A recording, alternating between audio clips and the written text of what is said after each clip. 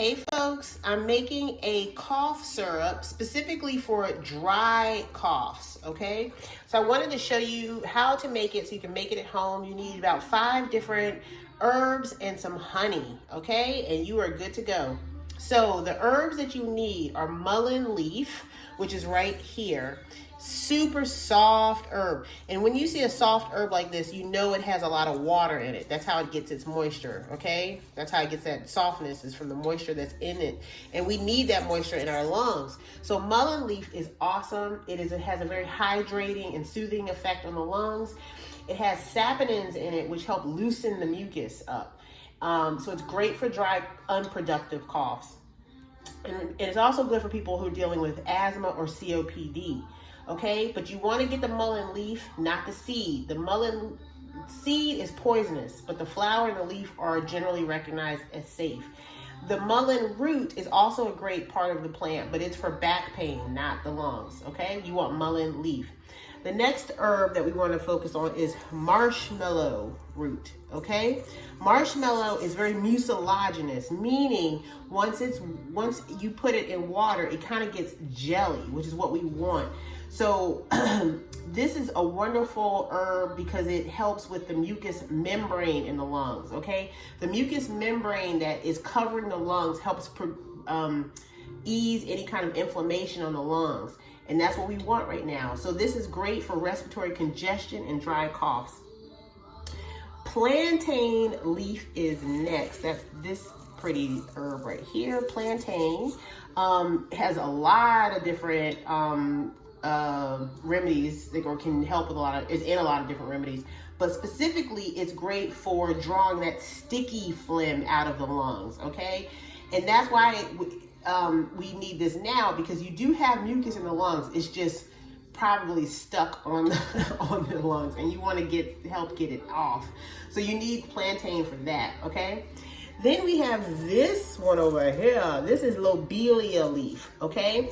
And Lobelia is an anti-spasmodic, meaning anti-spasm. And you know when you have a coughing spell, you're like, and you can't stop? Yes, you need Lobelia. Lobelia stops the coughing spasms or the coughing spells. It dilates the bronchial passages, so it's great for people who are trying to ease asthma attacks or, you know, like I said, or coughing spells.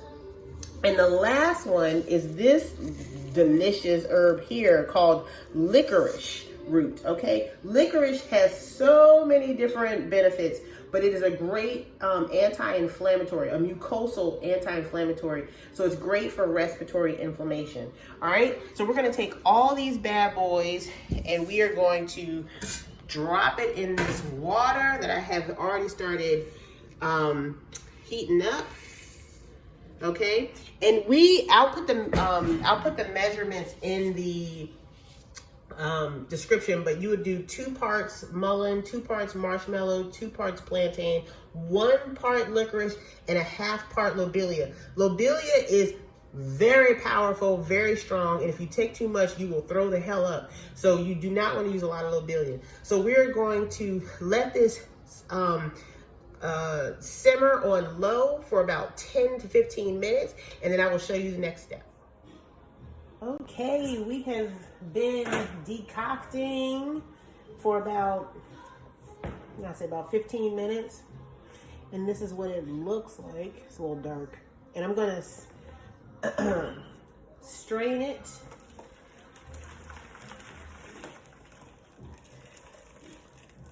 Okay. All right, so beautiful. It's a nice brown color, golden brown. Okay, get all the good stuff out.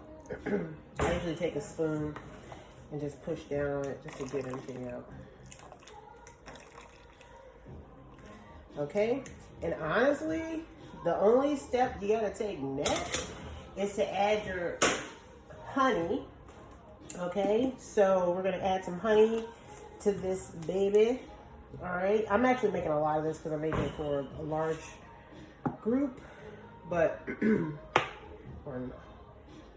would just add, you know, it really depends honestly on how much you're making, but You know, I'm making this for probably enough for 10 people. So that's why I'm using like a lot of honey. But I would basically put in as much honey as you feel like to sweeten it, especially if it's for kids. You might want to put in more honey than normal. And that's it. It will not be thick. And syrup shouldn't necessarily be thick. I think the problem is commercial products, commercial syrup products on the market, they add thickeners to it, like agar or carrageenan, to thicken it, to make you feel like it's coating your lungs more so. It's not. Okay, so if you want to thicken it, you can add something like that. You can add agar, tapioca, or some type of tapioca starch or something like that. I don't recommend it. I don't think it's necessary. It's an additive. Syrup literally means it's got some type of sweetener, like a honey or a molasses or something like that. So you don't need it. It will coat your lungs just the same without a thickener. Okay, so I add my honey in when it's hot. Some people will cool their infusion or their decoction down and then add the honey, but I like to make sure that the honey is like in there. It doesn't separate from the tea blend. So that is my preference. So at the end of the day, this is what your cough syrup is going to look like. It's going to be a thin solution, but you can bottle this and keep it. You don't have to keep it in the refrigerator because honey is a preservative, but you can keep it in the refrigerator for about, I would say, up to 3 months, okay? And you would want to take probably a tablespoon, you know, for if you're having a coughing spell, or you know, up to 4 to 6 tablespoons a day, depending on how bad the cough is. For children, I would recommend a teaspoon, and I would only recommend it for kids that are probably, I would say, 2 and up, because it's got honey in it. And honey isn't safe for kids under 2. Okay? All right, guys, that's how you make your homemade cough syrup. Easy peasy. Take care.